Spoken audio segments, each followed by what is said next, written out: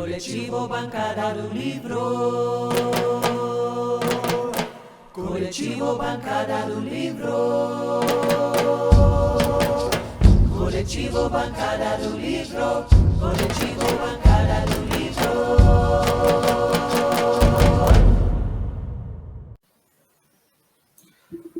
Olá, boa noite, bom dia. Nós estamos fazendo agora um processo diferente aqui do nosso programa de segunda-feira. Nós estamos gravando e vamos colocar como estreia na segunda-feira às 19 horas. Então, está comigo aqui o Cipriano, né, junto com o Serginho. Olá, Isaldir. Olá, Sérgio. Olá, amigas e amigos do Coletivo Bancada do Livro. Aqui mais uma vez para a gente dialogar sobre os temas da nossa realidade, né, no sentido de dar uma contribuição para melhorar aí o lugar em que pisamos. Beleza. Fala aí, Serginho, dessa nova experiência nossa aqui de gravar. Eu acho que toda tentativa é válida, começando agora lembrando de hipotecar a solidariedade nossa com o pessoal que está em luta aí da Prefeitura e do Estado. Todo momento é um momento de luta. Boa noite, Cipriano. Boa noite, Isaldir. Lembrar, essa questão é importante, né? Nós aqui estamos falando a partir de Uberlândia, então tem o Sintrasp, né, que é o Sindicato dos Trabalhadores Municipais aqui de Uberlândia, servidores públicos municipais, que entrou em greve a partir desde segunda-feira, né? E o Sindiúti, que é a nossa base aqui a nível estadual, né, que tem representação aqui em Uberlândia, também está em greve, só que aí, no caso do Sindiúti é temporário, né, 48 horas de greve. Então, mas o Sindiúti é específico da educação e os trabalhadores dos serviços públicos municipais de Uberlândia é a categoria como um todo, né, que pese a educação ser a maior categoria e que acaba parecendo que a educação está em greve, mas, na verdade, são os servidores públicos municipais. A gente vai também, durante aqui nossa conversa, nós vamos também falar um pouco mais sobre essas duas questões aí, que é a greve que está impactando o Uberlândia. Bom, a nossa proposta para hoje, né, é fazer essa discussão aqui, educação e mercado de trabalho, né? A nossa tentativa aqui de fazer uma discussão como que a educação e o mercado de trabalho impacta, né? Como a educação impacta o mercado de trabalho e também o inverso, né? O mercado de trabalho também impacta a educação e como isso é uma questão importante, sempre foi uma questão importante e mais, obviamente, sempre relegada aqui a último plano, em que pese os discursos, né? Mas a educação acaba sendo relegada, meio que tipo a competir no mercado, né? Então nós temos uma ampla rede de pública, mas também temos uma rede muito forte a nível privado, e muitos que são privados, igual ONGs, que eu estou falando de Uberlândia, que acaba ocupando esse espaço, né, com dinheiro público, mas fazendo uma educação privada. Então, a gente tem uma série de complexidade aí nesse mercado, a gente vai tentar falar um pouco sobre isso. Para a gente começar, vamos colocar aqui uma animação, né, mostrando a evolução aí como que o mercado de trabalho nos últimos 44 anos aqui, 40 e poucos anos, vem modificando e como que as coisas foram evoluindo e encaixando dentro desse espaço, né, que é o espaço da tela do computador. Vamos mostrar aqui essa evolução, vamos dizer assim. Deixa eu só um minutinho aqui para... A gente observa que tem aqui uma mesa, uma parede, e veja que tudo aquilo que é do nosso dia a dia foi sendo de trabalho e também das rotinas diárias de cada cidadão, foi sendo colocado dentro, né, do computador, né, as profissões, né, a forma de comunicar. Aí acabou de mostrar agora mesmo aí, né, o dicionário entrando para dentro do computador, aí você tem um computador mais antigo, depois mostra para o notebook, as comunicações, o trabalho que... Eu me lembro a primeira vez que eu vi um fax, né, isso tem lá acho que foi da década de 80, aí, década de 90, não me lembro mais, e aí isso vai sendo incorporado. Então, isso aqui vai mostrar como que isso foi sendo modificado, né, como que o trabalho foi sendo colocado dentro do computador. Eu achei essa animação aqui interessante, como que isso fica em tese, parece, né, que fica à disposição. É uma coisa assim meio estranho, é um estranhamento mesmo, né? Aquilo que a gente, se você se deslocar para fazer, colocar uma carta, né, enviar uma mensagem, ali ainda tinha o fax, né? E o próprio dicionário, né? Eu me lembro de, quando eu entrei na faculdade, eu comprei um Aurélio, né, que era um troço assim, né? E hoje essas coisas estão tudo colocadas dentro da máquina, né? No caso do computador. Isso acontece também tem acontecido com todas as demais profissões, né? Eu acho que essa é uma questão como que ao longo do tempo a tecnologia foi se colocando dentro de uma caixa, né? que são os computadores. E aí, é claro, os trabalhadores precisam também fazer o quê? Se adaptar a essa nova realidade. Né? Isso acontece nas fábricas, isso acontece na sala de aula, aqui nós três aqui já fomos professores, isso foi colocando tudo dentro dessa máquina. Então, quer dizer, o mercado de trabalho, né, ou o trabalho, foi, de certa forma, modificando que cabe dentro do computador. Né? Então, acho que essa é uma discussão interessante. E aí, onde é que entra a discussão que a gente pode fazer com relação à educação? Tá? A educação formar trabalhadores para esse novo ecossistema, né? Esse novo ecossistema do trabalho. Tá? Porque é evidente que nós que trabalhamos com educação, queremos que a educação forme, a educação seja de mudança, seja revolucionária, mas, por outro lado, as pessoas precisam produzir, precisam ter seus empregos, ter seu trabalho, precisam progredir nas suas carreiras, e aí ela precisa de quê? Dessa formação. Então, que a educação também, né, tem esse papel de formar esse trabalhador que possa conseguir não só viver, sobreviver, mas também usufruir desse ecossistema. Tá? Acho que isso é o que eu gostaria de falar inicialmente sobre essa questão aqui. E aí, o Cipriano, vou passar para você, aí você pode, dentro dessa questão aí, inicial, né, como que vai ter essa evolução do mundo do trabalho, como que a educação colabora, né, para que o trabalhador obtenha sucesso nesse novo ecossistema aí, Cipriano. Então, Sérgio, Isaldir, amigas e amigos do Coletivo Bancada do Livro, né? Quando a gente fala em educação, a educação é um processo amplo, né? Que se dá, né, no dia a dia, no mundo da experiência pessoal, no mundo da experiência coletiva e de forma sistemática no mundo da escola, né? Que a gente chama, né? A educação. E quando a gente lembra um pouquinho aí as teorias educacionais, fala do saber, o aprendizado técnico, né? O aprender como fazer, que se faz aí, né, se a gente pegar os momentos da história da humanidade, o momento rural, por exemplo, aprender a fazer uma canoa, aprender a fazer o remo, aprender a fazer os instrumentos de lavra da terra e como lavrar a terra, a partir da experiência, ou seja, uma técnica que vem do aprendizado, até do ver o outro fazer, e que passa de uma geração para outra. Isso vai, aí na filosofia da educação, diz que o aprender, do ponto de vista teórico, a teoria do fazer, que passa a ciência, e a arte, que seria o aprender em si, sem qualquer finalidade de transformação da sociedade, né? Então, um aprendizado pelo simples saber, que a gente chama de sabedoria para a filosofia. E o que a gente vê, o mundo do trabalho, ele impulsiona também a arte de aprender.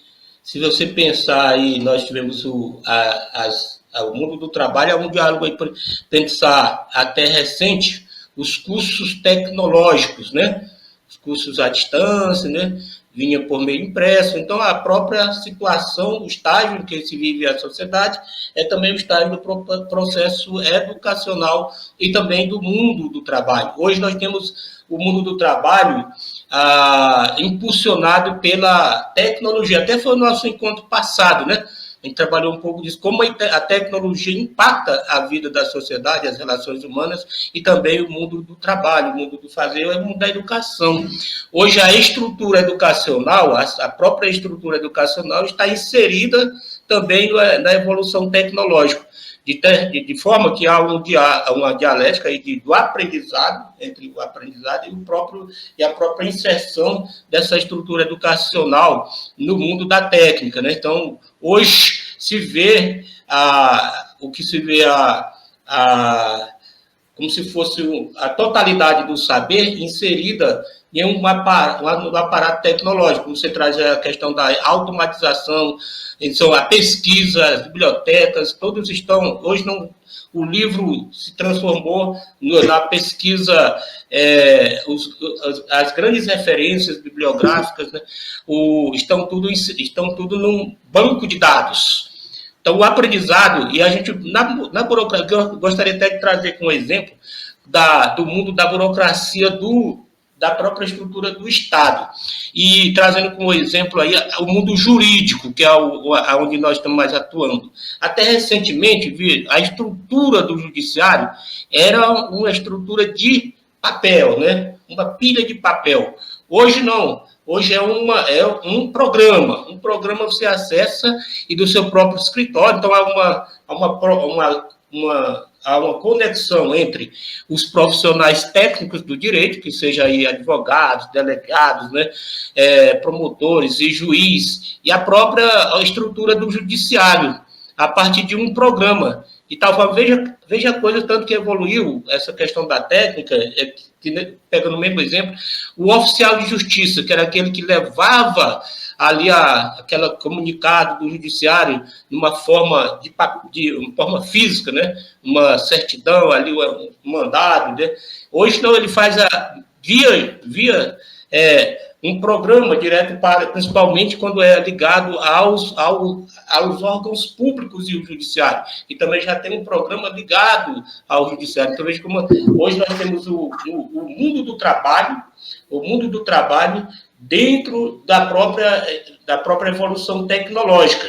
Então, o saber técnico, o saber científico e o saber de pura arte, eles estão inseridos nessa realidade tecnológica, de tal forma que o aprendizado hoje é o domínio da técnica, parece até o domínio da técnica, e o aprendizado científico é como produzir, hoje aí, nessa mesma linguagem, seriam os programadores, né, como produzir instrumentos para o aprendizado.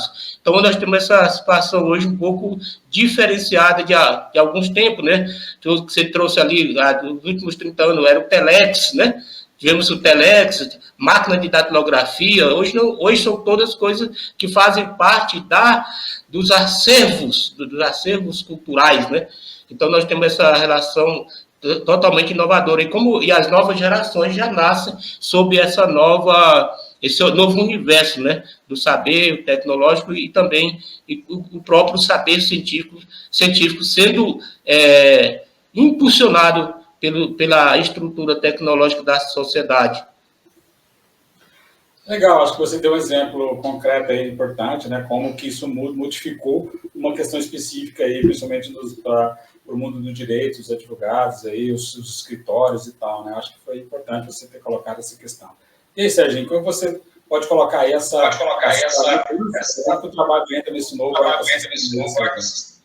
e como que a educação também, a educação nessa mesma caminhada,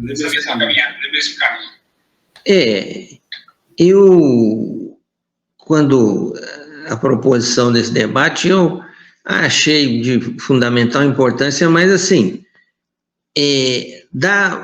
projeta na gente determinadas dúvidas que, assim, eu não conseguia compreender ainda a fonte de dados que certifique muito as coisas. Por exemplo, a mudança no mundo do trabalho, ela é visível, né? Porque você, por exemplo, nós da educação, eu sempre brincava, ainda nos últimos anos meu de educação, que no começo do ano as pessoas da área de pedagogia pediam a gente o programa de ensino do ano.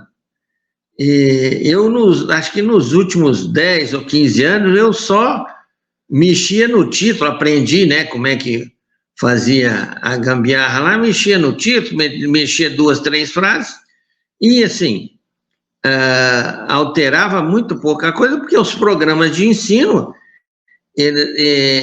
na verdade, eles têm um encadeamento ideológico que você vai tratar mais ou menos, mas a máquina tirou do nossos ombros um trabalho que não tem nem sentido, o monstro que era.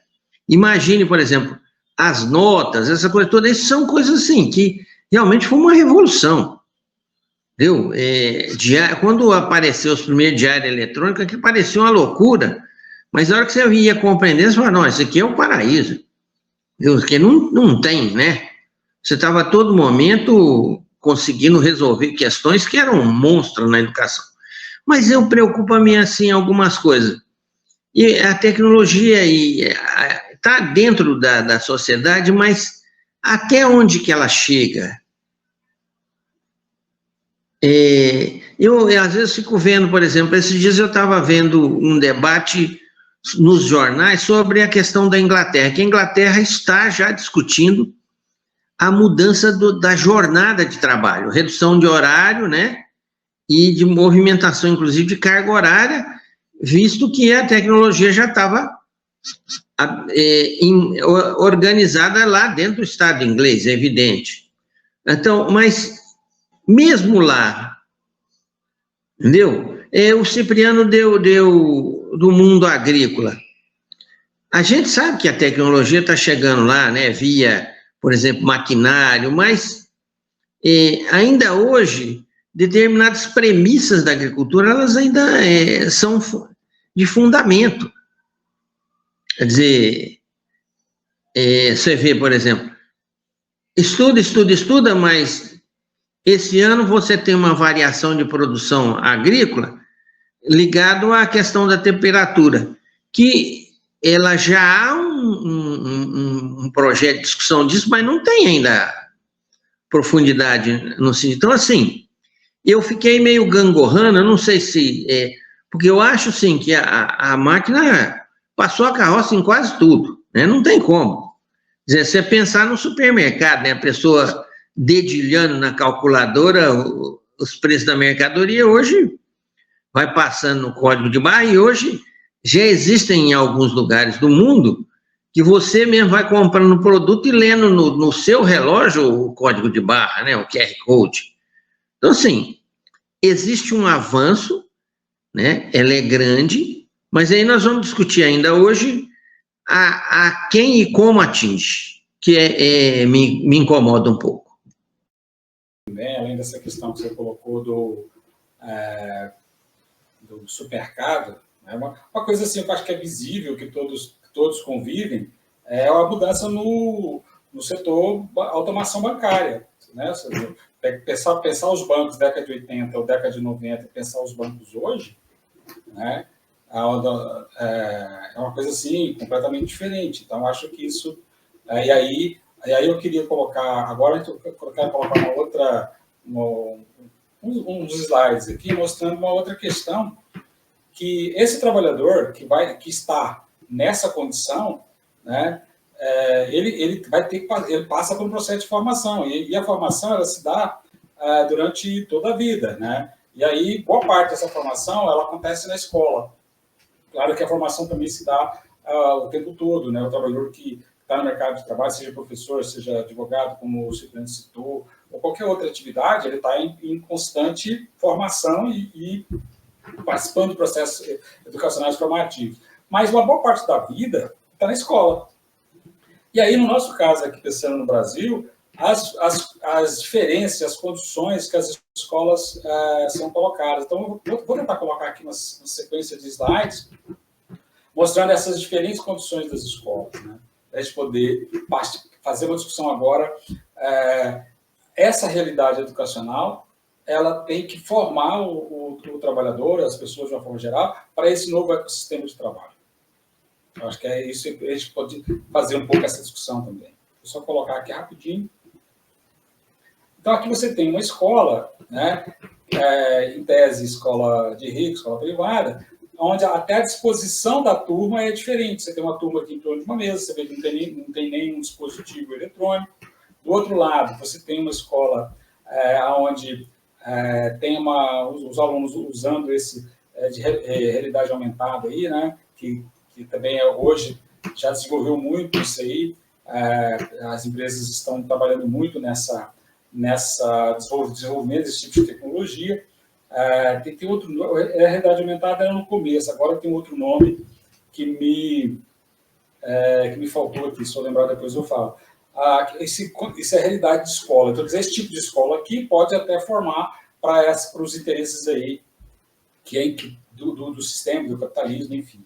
E aí, mas também a gente tem outros tipos de escola, né? Que é essas escolas aqui que você está vendo, tem um quadro antigo lá no fundo, os alunos um atrás do outro, diferente daquelas escolas onde os alunos estão de forma diferenciada. Do outro lado, você tem a realidade dos alunos para chegar à escola, na rua, no ônibus, né? A dificuldade de acesso às escolas, né? Isso é a diferença que as escolas nos apresentam, né? Os trabalhadores, os filhos dos trabalhadores que estão usando essas escolas. E aqui também uma outra situação, né? Temos aqui uma escola aqui que aquela escola do esforço mesmo, né?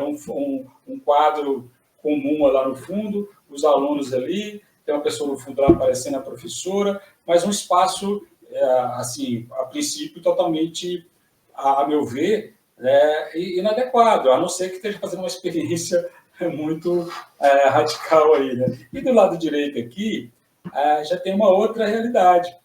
Uma sala de aula com poucos alunos, você tem um quadro lá no fundo que é uma lousa digital, né? Então você tem o aluno também já aprendendo direto, dentro daí, já a imersão dessa tecnologia. E do lado esquerdo aqui você tem uma situação que o aluno não está, né, dentro ou se relacionando aí com essas tecnologias.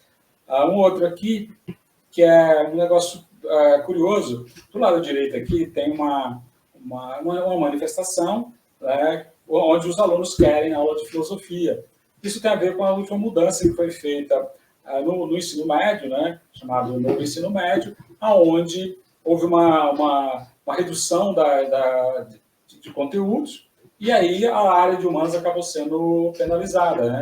Mas muito dentro desse pensamento de que a educação tem que ser técnica e voltada para o trabalho, né? E você retira a parte de formação humana, digamos assim.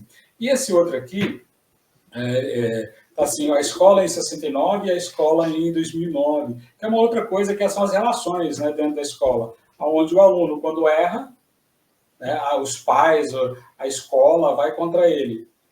Isso em 69. Em 2009, quando o aluno erra ou comete alguma deslize, aí é o contrário, aí a família, o aluno cai em cima da escola, cai em cima do professor, que é mais ou menos o que a gente vive hoje, né?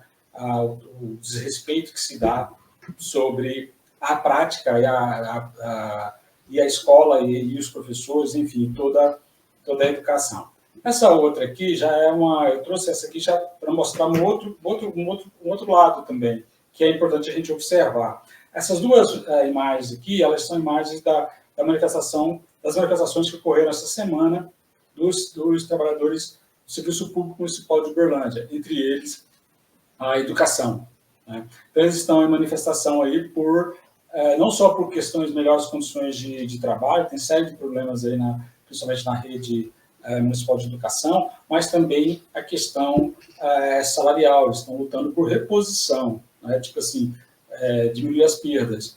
Então, isso está tudo dentro dessa questão, quer dizer, o trabalhador também, né, ele se vê, nesse momento, né, em que pese as mudanças, em que pese a tecnologia, em que pese as condições, mas é necessário também que melhore não só os salários, mas também as condições de trabalho. Então, também parece que não é uma maravilha, né? A tecnologia está aí, a gente sabe, nós já discutimos isso aqui anteriormente, ela está a serviço do capital. Então, é necessário que os trabalhadores também reajam.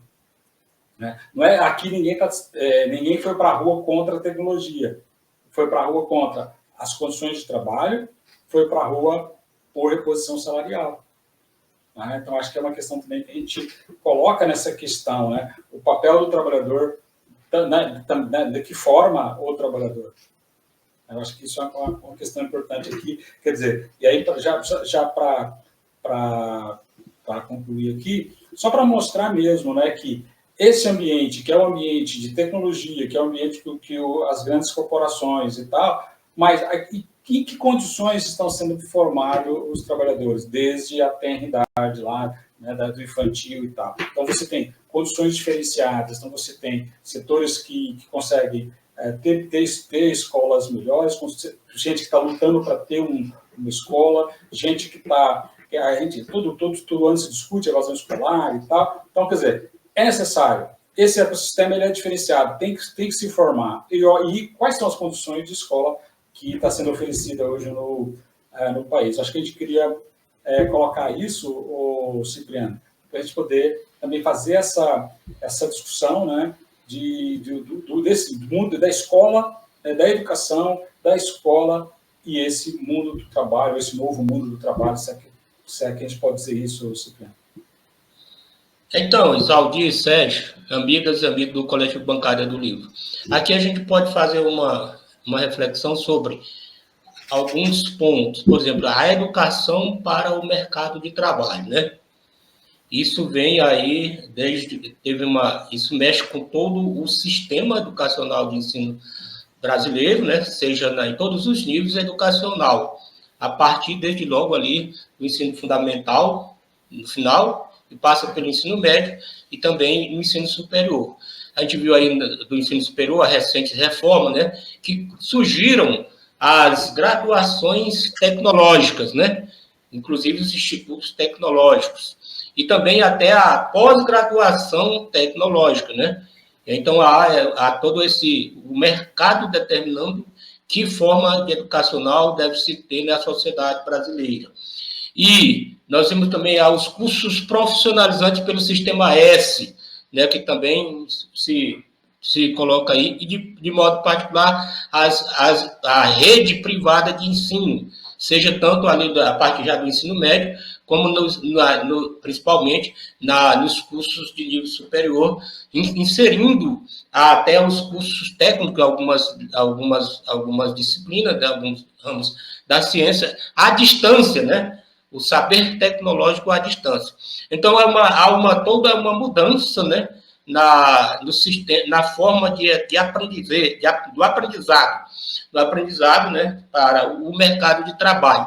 Isso retira, desde logo, colocando a juventude a antecipar. Por que pensar? Aí que vem a mudança. Se para o mercado de trabalho, isso não entra a sociologia, a filosofia, não é uma matéria que vai inserir, desde logo, no mundo da técnica, no mundo do trabalho. Aparentemente, parece isso, né? Exclui ao pensar como sendo necessário a essa forma educacional. E o que a gente vê aí também é que, ao mesmo tempo que isso acontece, há uma precarização, uma grande formação de técnicos e com pouco domínio do todo. Então, aí isso também traz mais um elemento que entra nessa forma de ensino para o mercado, né? O mercado determinando como deve ser a forma de aprendizado, como deve ser o sistema brasileiro, o sistema de ensino. E trazer aqui também um elemento para a gente inserir isso, que é a universalização do direito à educação.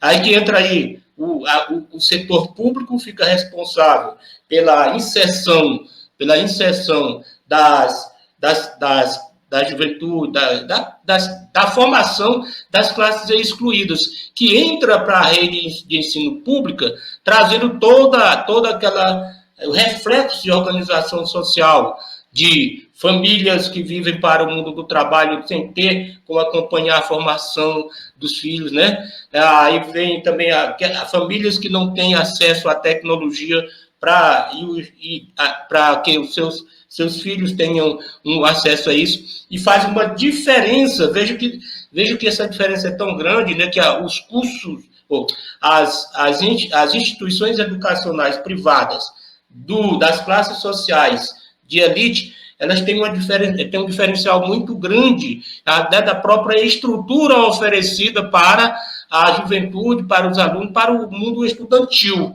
Isso a gente vê até pela inserção hoje de algumas escolas brasileiras, não exige mais nenhum livro, já é só o tablet, né? E outras escolas brasileiras que nem o livro didático ainda não chegou. Então, como é que se inserir, como essa educação para o mercado vai inserir classes estudantis em nível social, em inserção social tão diferente, tão desigual? Que mercado é esse? Aí o mercado é outro elemento que se diz. O mercado vai selecionar quem? Aquele que tiver acesso à educação para o mercado do trabalho com melhor qualidade e que termina reproduzindo essa educação para o trabalho, reproduzindo a desigualdade a partir da falta de acesso pela própria estrutura educacional que se refaz nesse sistema que a gente vê nesse momento aí dessa nova formatação da educação, né, para o mundo do trabalho a partir da determinação do mercado. Sérgio, antes de passar para você aqui, quero colocar tipo um pôster aqui do governo, agora recente, né, que o governo federal anunciou a criação de 100 novos institutos federais, né? Eu vou só colocar aqui, só para a gente poder fazer essa discussão também, né? Deixa eu ver, esse aqui.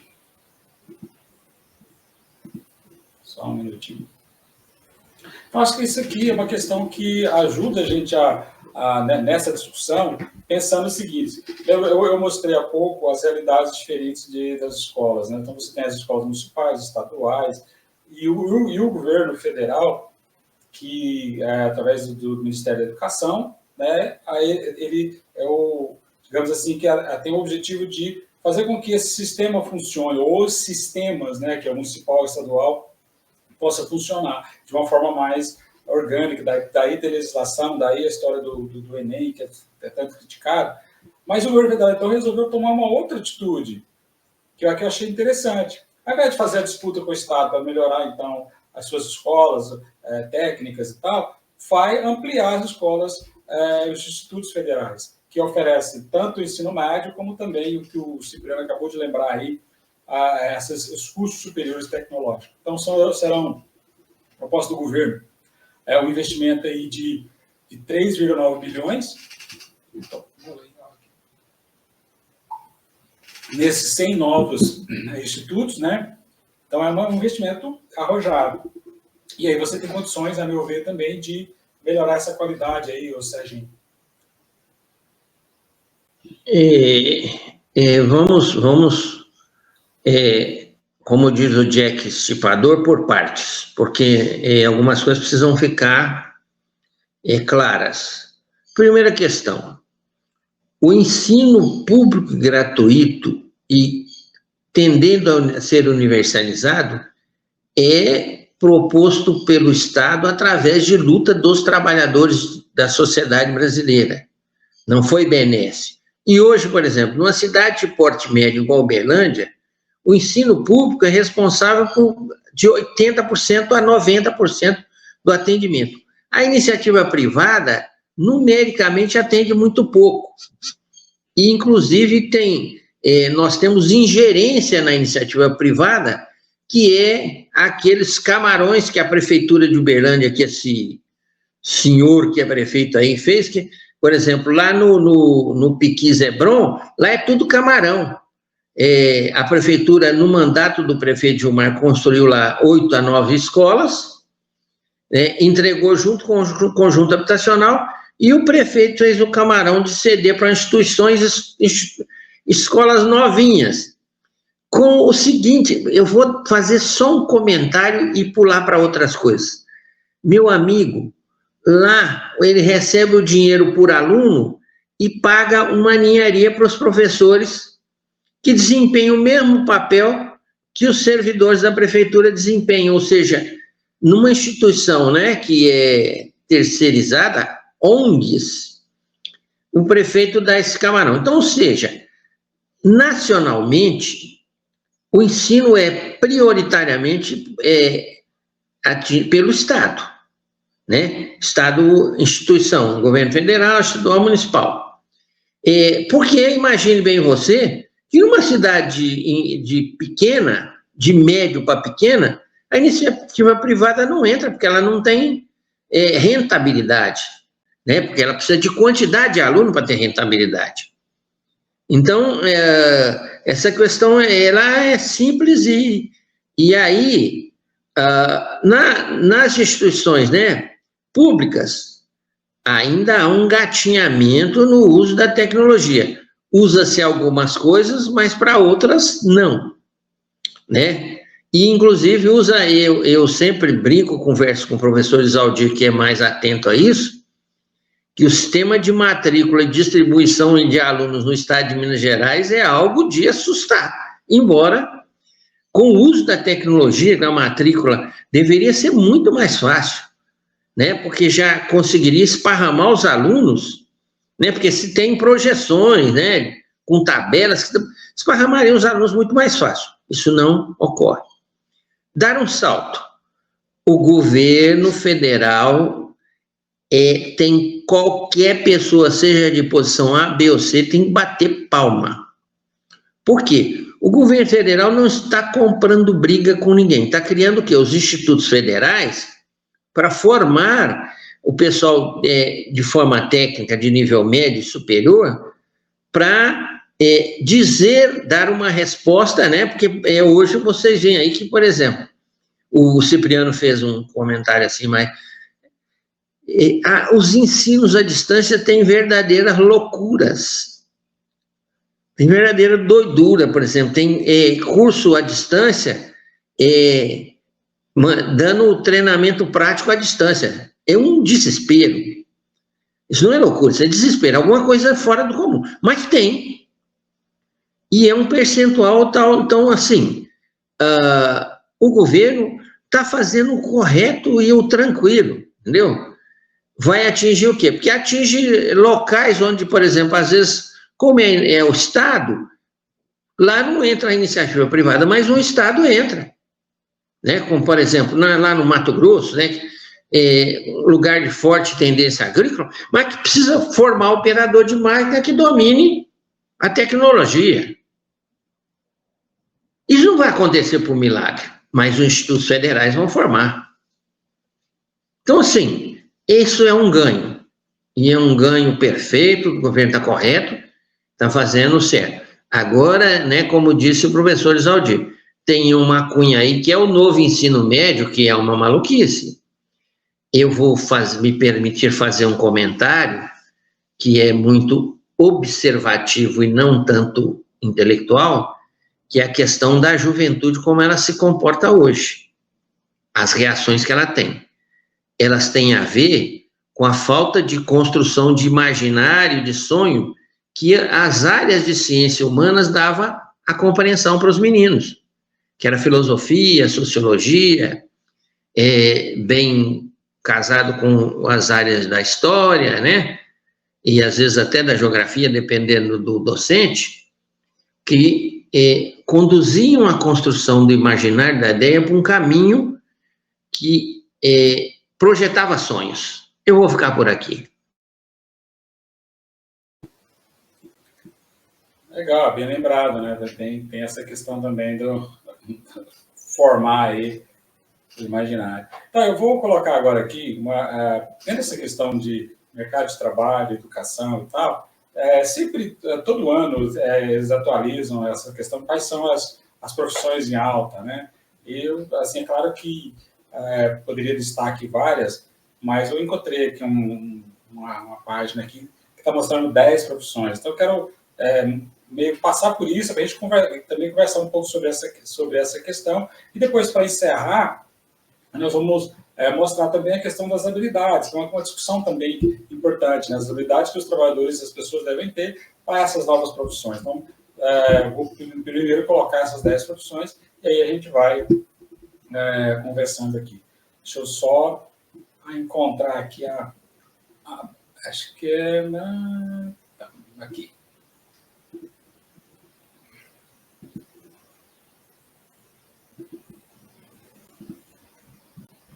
Pois bem, aqui estão entendendo que essas profissões elas estão ligadas também muito na área aí da tecnologia, né? Eu sei que está pequeno aqui, mas eu vou ver se eu consigo aumentar um pouquinho e também vou lendo aqui. Desenvolvedor de inteligência artificial, IA, que é um negócio que está aí, não tem como evitar, né? Nós até já discutimos aqui em outro momento. Lembrando agora, inclusive, o TSE está preocupado com a inteligência artificial sendo usada agora nas eleições e tal. Então, é interessante a gente observar essas tendências, né, que vai precisar de pessoa para trabalhar como desenvolvedor de inteligência artificial. Especialista em cibersegurança, né, que é uma questão também que está muito em voga, né, que é os riscos, os perigos que as pessoas correm estando navegando, né, o tempo todo aí, principalmente banco, né, mas também não é só banco, todas as empresas estão sujeitas, né, a serem utilizadas aí, serem roubadas, vamos dizer assim, né. Essa é uma questão também que a gente tem que observar aqui. Uma outra questão engenheiro de energias renováveis, né. Existe um grande investimento, né, em transição energética, né? Então, acho que isso é uma coisa também que as escolas vão precisar de formar isso, né, no ensino superior. Analista de dados, né, o famoso Big Data, os dados estão aí à disposição e valem muito, né? Então é necessário também que as pessoas possam trabalhar com os dados, não só dispor dados, mas analisar dados, né? Outra aqui que é profissão ligada à saúde digital, né, que é uma coisa muito os cuidados mesmo para a saúde, né, que às vezes a gente acaba negligenciando isso, né. Outra aqui é especialista em experiência com o cliente, né. Então, o atendimento ao cliente hoje ele é realmente online mesmo, né, quando não é automatizado, né. Você conversa com a máquina, digamos aqui, se é que é possível. Terapeuta de saúde mental, né, online, então muita coisa aí nessa área. Que é blockchain, acho que é assim mesmo que fala. Está se tornando fundamental nos setores de finanças, logística e saúde, né, profissionais com habilidades de desenvolvimento de contatos inteligentes, né, segurança e implementação de soluções descentralizadas. Educação online, né, que é uma coisa que, por mais que o Serginho estava criticando aí, mas é uma coisa que é inevitável e só cresce, né? Então, vai precisar de muita gente também nesse setor. E, por último aqui, consultor de sustentabilidade empresarial, né? É um ramo que não é novo, mas que cresce também a procura por esse tipo de profissional. Então, é interessante a gente observar aqui, o Cipriano, que todas essas profissões, né, estão intimamente ligadas à tecnologia, né, no caso, inclusive, quando você fala em saúde, está pensando nesse atendimento à saúde, as pessoas que estão envolvidas aí com tecnologia, né, o Cipriano. Aí, eu gostaria que você fizesse aí um comentário em cima dessa questão, né, como que é necessário que a educação, né, não só a educação superior, mas também a educação básica, possa formar, né, trabalhadores para essas profissões aí que são consideradas aí profissões em alta no momento, Cipriano. novas profissões que estão em alta, elas estão correlacionadas também ao domínio da tecnologia e, a partir desse domínio, também ter um controle até dos seus efeitos, né? Como veja aí como as doenças tecnológicas, sanidade tecnológica é um que está aí, né? Da sanidade tecnológica. Quer dizer que a técnica que se tornou o referencial para o mundo do saber, não só enquanto instrumento do aprendizado, mas como também o local, o espaço onde o material de aprendizagem se encontra, né? Substituindo aqueles instrumentos físicos, né? Então, hoje, inclusive, tem um princípio, uma análise que tem na pedagogia das escolas sem alma, né? As escolas sem professor, que é o curso à distância nacionalizado, que aí você deixa de ter o professor para ter um monitor, um tutor, que vai ter o domínio da técnica de como inserir o conteúdo e como também dominar o instrumento pelo qual se faz a transmissão do conhecimento. E também há já as bibliotecas sem livros, né? Em que você chega lá, eu tive a experiência de visitar uma dessas, né? Uma biblioteca, chega lá, só tem agora os computadores, né?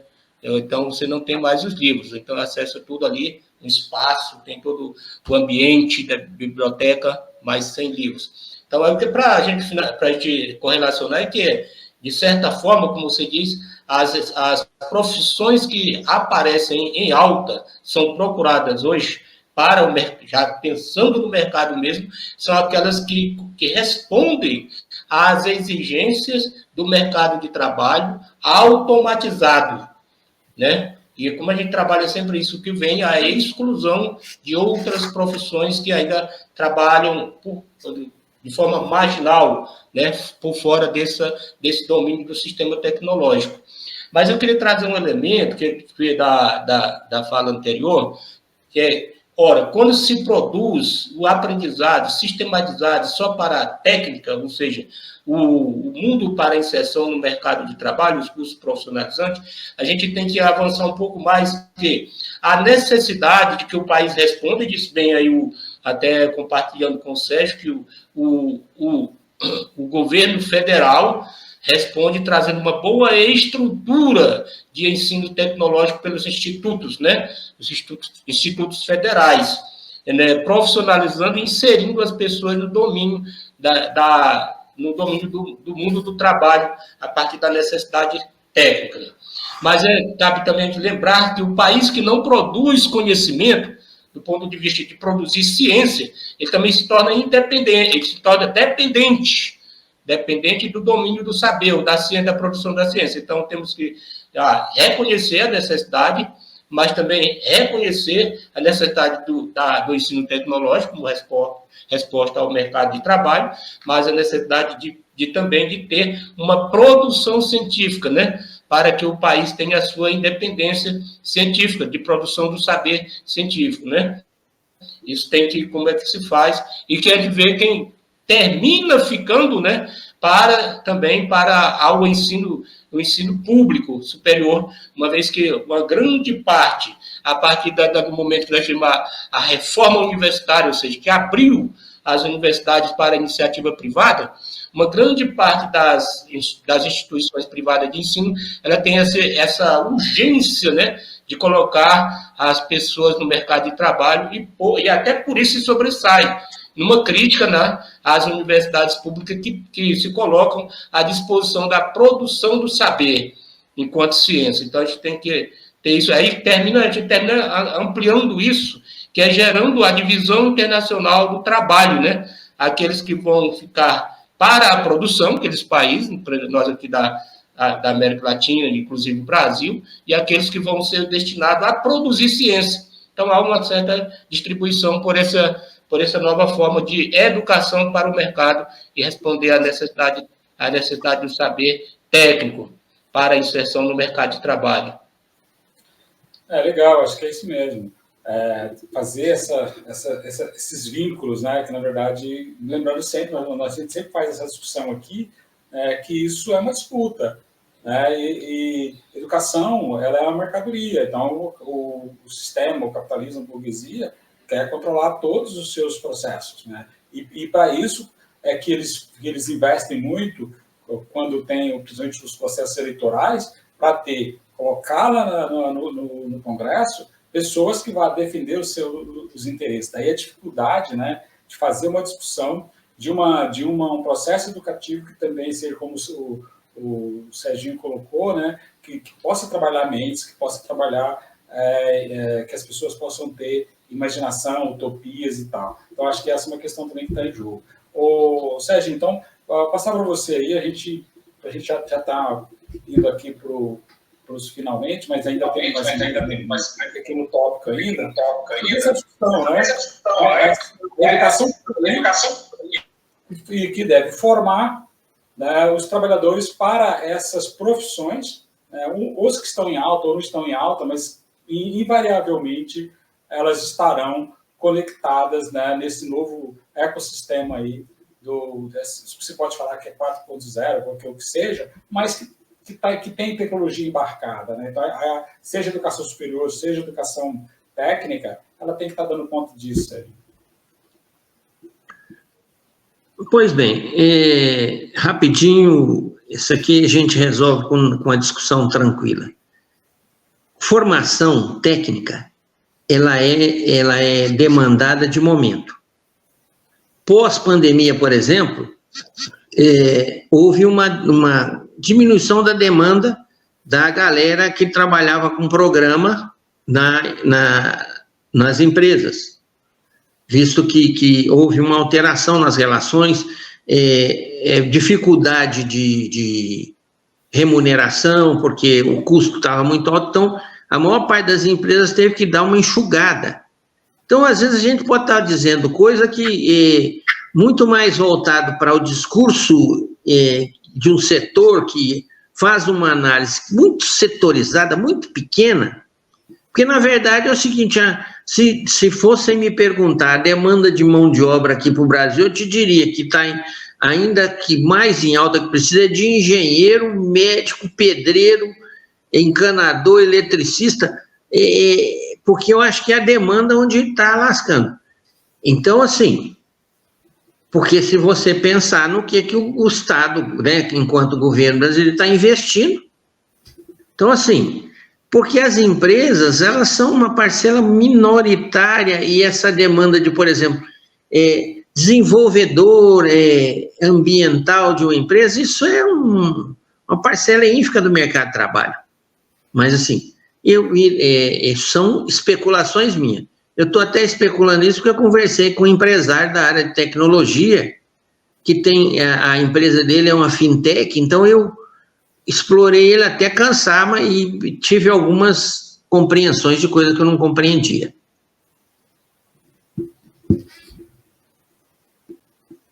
Legal.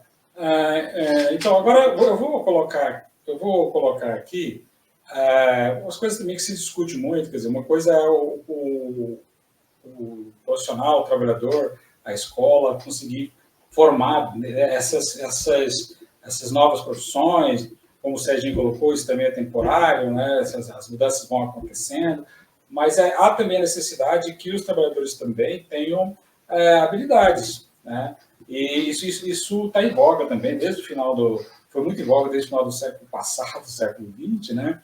Que as pessoas também, além de ter esses conhecimentos técnicos, né, que elas disponham também de algumas outras habilidades que possam colaborar, né, para se relacionar, produzir e também obter as melhores, não gostaria de usar a palavra vantagem, mas obter o que há de melhor, né? Não só para o seu uso próprio, mas também que possa produzir e gerar riqueza na sociedade. Então, eu vou colocar aqui algumas habilidades aqui que eu também encontrei no site aqui. Você vai encontrar isso em vários lugares, não é difícil encontrar essas coisas. Eu vou rapidinho aqui. Não é isso. Cada vez que eu mexo aqui, eu aperto um botão aqui diferente. Deixa eu... acho que é isso aqui.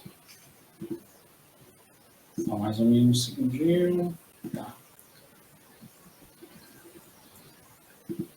Então, 7 habilidades sociais em alta no mercado. Então, além da pessoa ter a capacidade técnica, tem que ter outras habilidades. Aqui é coisa assim que a gente já está acostumado a falar, né? Inclusive habilidades sociais, a inteligência emocional, uma coisa que se discutiu muito, né, no final do século passado. Então, uma coisa que é interessante aqui, que é comunicação. Até uso aqui, parafraseio aqui com o Chacrinha, né? Quem não se comunica, se estrumbica. A questão também de liderança, né? Então, essas são coisas que é necessário que a pessoa também vá desenvolvendo isso, né? Construindo essas habilidades. A influência, né? Porque há a questão também de necessário influenciar pessoas, ainda mais hoje que o mundo, principalmente do e-commerce, né? Todo mundo quer vender tudo, então você tem que convencer as pessoas de algo, né? E habilidades interpessoais, né? Como é que as pessoas vão se relacionar, né? Direto com outras pessoas, habilidades pessoais, habilidades além das interpessoais, né? A pessoa também tem que estar conectado com essa questão do estresse, da capacidade de resiliência e por aí afora. Uma questão aqui que é bem genérica, eu acho interessante colocar isso como habilidade, criatividade. Né? Como é que você não é criativo do nada, né? Então é necessário você desenvolver essas habilidades. E aqui também desenvolvimento profissional. Então, outra coisa também que às vezes eu fiquei 42 anos na educação, uma coisa também que é complicado, é convencer o trabalhador da educação que ele tem que se desenvolver. Né? Então, é importante que ele pense na carreira também, né? Desenvolver profissionalmente, se capacitar cada vez mais e fazer uma carreira, começar aqui no início da carreira de uma forma e terminar a sua carreira de outra, de uma forma com mais conhecimento, com mais condições. Então, acho que é uma questão importante também. Então, de forma que essas digamos, habilidades, né, elas são importantes aí para que as pessoas possam também aproveitar. E outra coisa que é fundamental, né, eu entendo, eu encerrei a carreira na época da pandemia. Então, você imagina o estresse que estava a trabalhar na época da pandemia. Então, como que a pessoa vai passar esse período, né? Se relacionar com as outras pessoas, aí vem o relacionamento online e tal. Como você vai fazer isso com o menor estresse possível? Né? Então, acho que essas são habilidades aí que eu acho que é necessário as pessoas desenvolverem, Cipriano.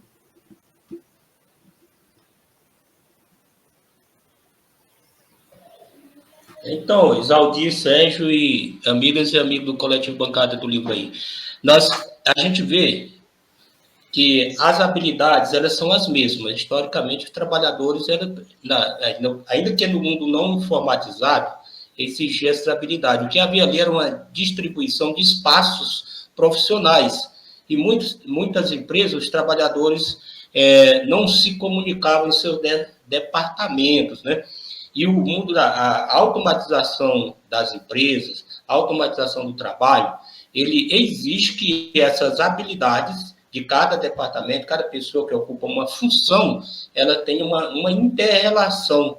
Hoje não é mais, então que essa habilidade ela surge até por uma exigência das novas relações do mundo automatizado a partir da tecnologia. Então, hoje você tem, e já era uma coisa assim, né? Além de desenvolver bem aquela função que você é especialista, ter um diálogo com as outras funções do âmbito do mundo empresarial, do mundo das corporações, como se diz hoje, né? Então, você ter a criatividade, incentivar a criatividade, né? A facilidade do diálogo, ou seja, ser maleável nas relações, a criatividade está criando, mas essa é uma realidade que entrou como necessário para que o funcionário, o trabalhador hoje, que ele tenha maior como se desempenho na sua vida profissional, tenha essas habilidades, né? É uma coisa exigida, a gente vem sempre, fica evidente na nova formatação das corporações empresariais, né? E também isso fica muito claro também na automatização e organização do serviço público, né? E lembro também do serviço de algumas profissões, tem até uma, só para um diálogo que fala de um torneiro mecânico, né, que ia pedir um emprego, ele saiu, foi despedido, ele chega lá e a pessoa que faz a entrevista diz: o que você faz? Aí ele: só sei bater o martelo no parafuso 355. Aí diz: olha, minha filha, eu fiz essa minha vida durante 40 anos. Aí ela diz: você? Eu só sei perguntar o que os outros fazem, né? Então, era tão específicas as habilidades das profissões e não tinha muita relação. Hoje, a produção da ponta tem que saber o final o design do objeto produzido. Então, tem o domínio, pelo menos um domínio ainda que não domínio total, não domínio do todo e das partes. Por exigência da automatização da produção e das relações de produção nas novas corporações. Legal. Ô, Serginho, você que está também preocupado aí com as demais profissões aí, que realmente elas existem, né? Mas elas também estão dentro dessa questão, né? De desenvolver habilidades, não importa qual é a profissão, se ela é altamente tecnológica ou não. Mas eu me lembro no último programa que nós fizemos, você lembrando, né? Você pode chamar o pintor, o rapaz que corta grama, mas ele só quer conversar com você pelo WhatsApp. Então, ele também tem que ter, né, essas habilidades aí, Serginho, para poder vender e fazer o seu trabalho, Serginho. Só para a gente ir encerrando aí. Bom, eu entendo que a máquina chamada telefone já faz esse serviço. Hoje todo mundo se contrata para trabalhar, você liga para ele e fala: você tem WhatsApp? Eu falo: tenho. Então me manda pelo WhatsApp. Todo mundo é a mesma coisa, seja A, B, C, D ou D. As habilidades, essas que você elencou aí, eu vou dizer com todo número e gênero e grau. Elas dependem da escola formal. A criança que entra na escola formal e é desenvolvida um processo educacional, ela chega na sua formação com melhores qualificações. É a escola, e por isso a gente brigar pela educação formal, tá certo? Inclusive nos conteúdos que apontam para as utopias, porque as utopias ajudam a desenvolver, inclusive, essas capacidades de criatividade, imaginação e compreensão do mundo. Perfeito, acho que você conseguiu encerrar bem aqui o nosso propósito, né? Lembrando aqui, eu até vou colocar aqui, né? Então, o nosso propósito aqui com esse programa é fazer essa discussão, educação e mercado de trabalho, né? E mostrar aí como que está vinculado e como que é necessário, né?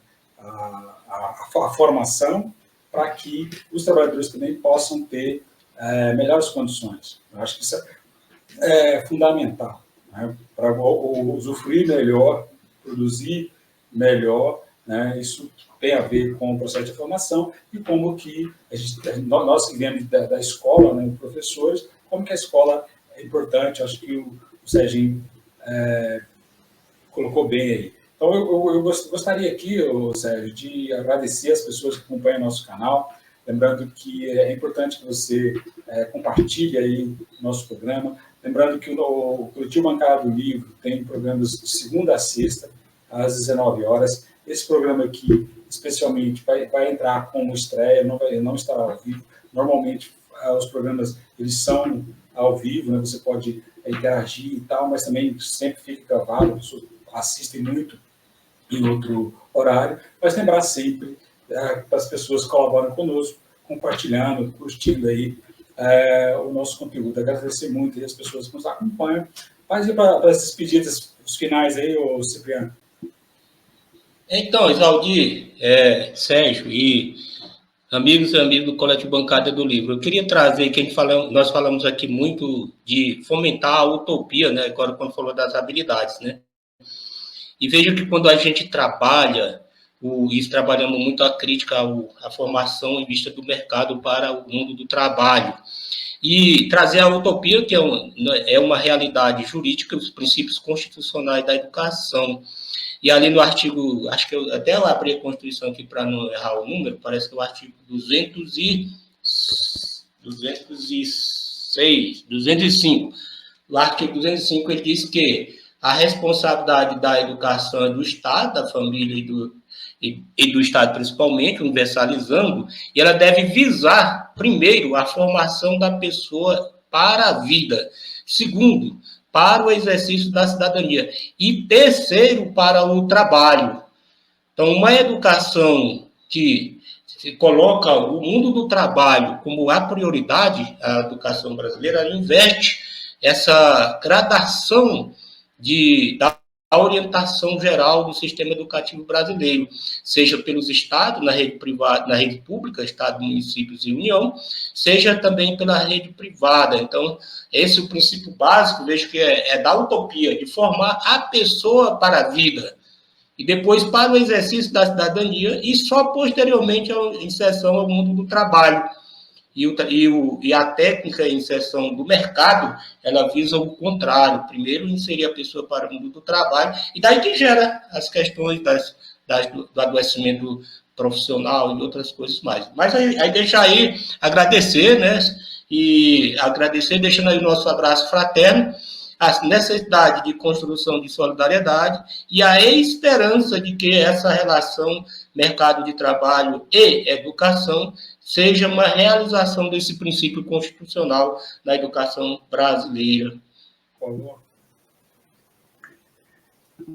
Um abraço, Cipriano, um abraço, Isaldir, e lembrar sempre, um jovem criança, quando entra na escola, ela não entra escrito na testa que ela vai ser médica ou vai ser qualquer outra formação. Ela entra para ser um ser humano, e o Cipriano acertou, é isso mesmo. Cabe ao ensino dar a formação. As outras questões, elas vão vir ao longo do tempo, a partir das necessidades temporais. O ensino é isso. Um abraço a todos, boa noite, voltaremos. Legal. Agradecer muito aqui a o Serginho, as pessoas que assistem e que compartilham nosso canal. Obrigado a todos. Coletivo Bancada do Livro.